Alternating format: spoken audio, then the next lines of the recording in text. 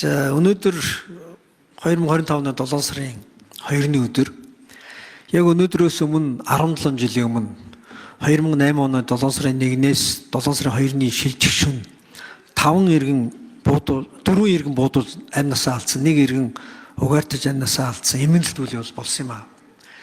За энэ үйл явдлын дараа улсын хурал ажлыг байгуулад улсын хурал дээрх анхны нээлттэй сонсголыг зохион байгуулсан. Тэр нээлттэй сонсголоос зөвлөмж гарсан. Тэгээ тэр зөвлөмжийн хүрээнд дотор одоо ямар асуудлууд байсан бэ гэхээр тухайлбал ингэж хэлсэн байна. Эрүүгийн болон тагнуулын гүйцэтгэх албаны чиг үүргийг нарийн зааглаж, мөрдөх албаны бүт зохион байгуулалт хяналт хариуцлагын тогтолцоог хуульчлах гэж засгийн газарт зөвлөмж өгсөн байна. Гэрч орчийг хамгаалах хэрэгцээ орчин бий болгох, хохирол багдуулах сан байгуулах гэж засгийн газарт зөвлөмж өгсөн байна. Энэ 7 сарын 1-ний үйл явдлын дараа дахиад юу болсон бэ гэхээр Монгол улсын нэг иргэн гэр бүлийн хүчирхийлэлд өртөөд шүүхэд гэр бүлээ туслуулахаар гомдол гаргасан чинь шүүх эвдрүүлэх хугацаа өгөөд тухайн шүүх хуралдаан болох өдрийн өглөө шүүхийн байрнаас 150 метрийн гадна тэр гэр бүлийн хүчирхийлэлд өртөжсэн хүнийхээ гарт тутгалуулж амнасаа алдсан. Ингээд зөвлөмжийн дараа дахрын албыг байгуулсан. Харамсалтай нь гэрч орчийг хамгаалдаг энэ байгууллагыг татан болгосон. За өнөөдөр дөнгөж сайхан бас яг энэ үйл явдал боллоо. Хэдий болтол хүний аймаар бид бодлогын буруу, улс төрийн буруу шийдлийнхэн золиосонд монголчууд ингээ хүлээд алуулаад дуусах вэ. Яг энтэй адилхан. Хууль зүйн байнгын орооны эрхлэх асуудлын өрөөнд тусгай хяналтын дотроо байгуулах гэж. Хууль зүйн байнгын орооны эрхлэх асуудал гэдэг 17 зүйл байна. Хууль зүйн хариуцлага хүлээх эрх зүйн үндэс одоо эрх зүйн үндэс ялын бодлого. Эрүүл иргэн захиргаа хэрэг маргаан зөрчил хянан шийдвэрх ажиллагаа. Эрх зүйн тусалцаа. Гэмт хэрэгтээ тэмцэх өрсөн сэргийлэх бодлого, хүний эрх хэрэгчлөө түүний баталгаа гэх мэтлэн. Хууль зүйн байнгын орооны эрхлэх асуудлаар бид хяналт хийж чадахгүй байна.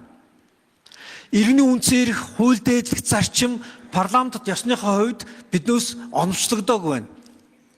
Тусгай хяналтын дэд хороо аюулгүй байдалтай холбоотой асуудлаар яваад идэг. Гэтэл хууль зүйн байнгын ороонд энэ асуудал байхгүй. Цагдаагийн байгууллагын аль багштаар гэрчийг хамгаалуулах гэсэн чинь гэрчтэй, хохирогчтой яг гэмт хэрэгтэндээ юм шиг харьцаж эхэлсэн. Аюулгүй байдлын байнгын ороон дээр байгаа тусгай хяналтын дотор яг ийм иргэний эрх, хуулийн засаглалтай холбоотой асуудал бол бидэнд хамаагүй гадаад улга аюулгүй байдал гээд гадуур яваад байгаа. Энийг засахын тулд хууль зүйн байнгын орон дээр энэ тусгай хяналтын дотор байгуулах гэж байгаа юм аа.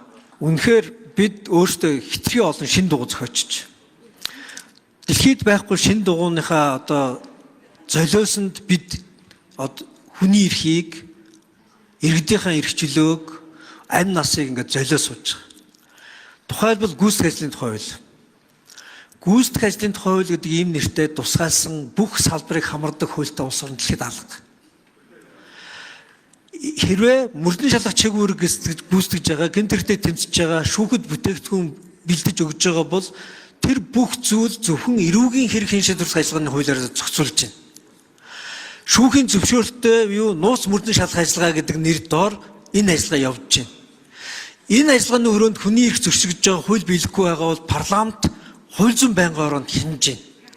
Гэтэл биднээс гүйцэтгэх ажлын тухай хууль гэж нэрлээд тагнуулынхаа хуультай холсноосоо болоод энд одоо ямар ч хяналтгүй явж байна. Парламент хяналт байхгүй.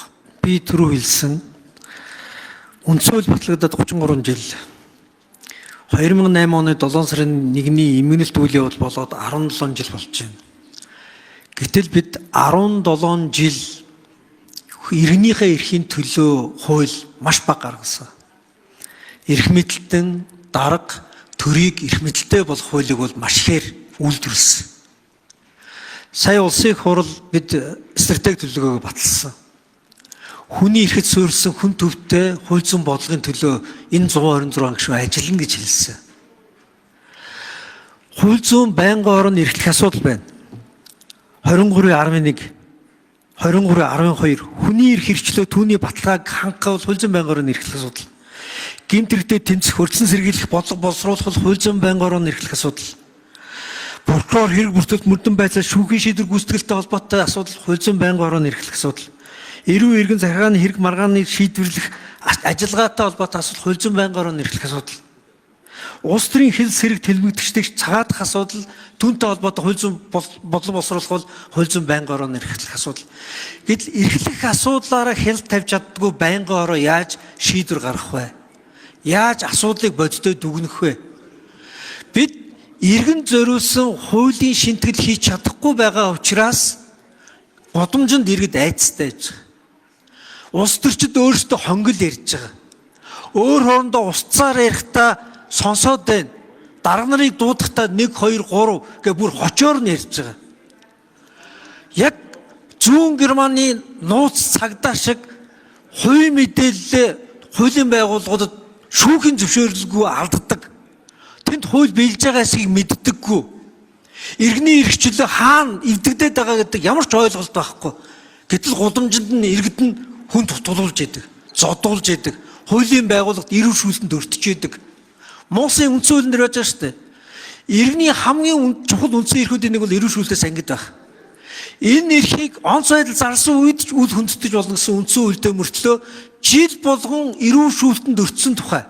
Энэ нь бүр эрүүгийн гэмт хэрэгтээ тэнцэх ёстой байгууллагууд нь иргэнийхээ эсрэг хийдэг болцсон тухай сонсоо сууж байгаа. Тэгсэн мөртлөө энэний араас явдаг чиг үр бүхий тусгай хяналтын дээр байхгүй. Хууль зүйн байнгын орон яг шүдгүү арсан шиг гар хөл нь боомлогдчихсон. Энэ асуудыг шийдэж биднээс яг хууль хаана бэлэхгүй байгаа юм? Хүний эрх хаана зөрчигдөд байгаа юм? Энэ гэмт хэрэгтээ тэнцэх байгууллагууд чинь өөрсдөө гэмт хэрэггээд байгаа юм уу юм уу гэдгийг улсын хурл өөрөө мэддэг болно. Улсын хурл энэ парламентод ёсныхаа агуулгаар ардчлалаа хамгаалах чадвартай болно. Хуулийн засаглалын төлөө зогсдог болно.